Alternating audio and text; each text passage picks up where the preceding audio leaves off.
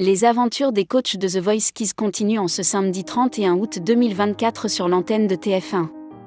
Après une session d'audition à l'aveugle, où Patrick Fiori a commis une gaffe en bloquant Slimane, d'autres voix d'exception vont surprendre Lara Fabian, Claudio Capéo et leurs deux partenaires. Avant de retrouver ces 4 artistes à la recherche du vainqueur de cette saison 2024, Slimane s'est confié dans les colonnes de Télé 7 jours sur son aventure dans le fauteuil rouge, après avoir gagné la version adulte il y a quelques années. Le partenaire de Lara Fabian, qui a pris une nouvelle dimension avec sa 4e place au concours de l'Eurovision, a fait part de son ressenti face à un enfant chanteur en plateau qui a vu débuter sa carrière. À chaque fois que je suis devant un candidat, j'ai la sensation de me retrouver face à mon enfant intérieur. C'est peut-être de la psychologie de comptoir, mais il y a quelque chose de l'ordre de l'effet miroir.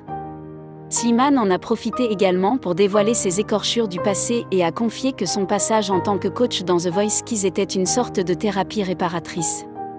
Je me revois, gamin, rêvant de devenir chanteur. Croiser ces enfants répare certaines écorchures de mon passé. Ils me font beaucoup de bien, a-t-il affirmé. Et d'ajouter, quand je les entends chanter, évoquer leurs racines, être fiers de qui ils ou elles sont, parler d'inclusion, ça me touche beaucoup. Ce sont eux le futur, et s'ils ressemblent à ces jeunes, ça apaise un peu, a-t-il évoqué dans les colonnes de l'hebdomadaire télé. Le programme va-t-il continuer sur sa lancée ?